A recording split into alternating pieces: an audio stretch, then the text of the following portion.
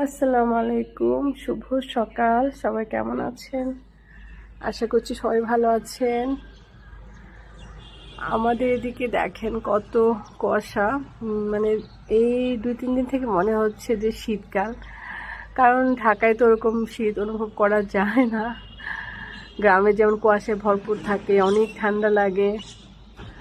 গতকালকে তো আমি ভেবেছিলাম 7টা, তখন সকাল 10টা বাজে, বুঝতে পারিনি।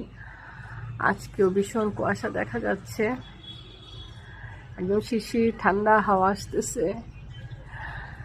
তারপরে এই যে আমার মানি প্ল্যান্টগুলা মোটামুটি ভালো আছে, বাসায় না থাকলে অবস্থা খারাপ হয়ে যায়।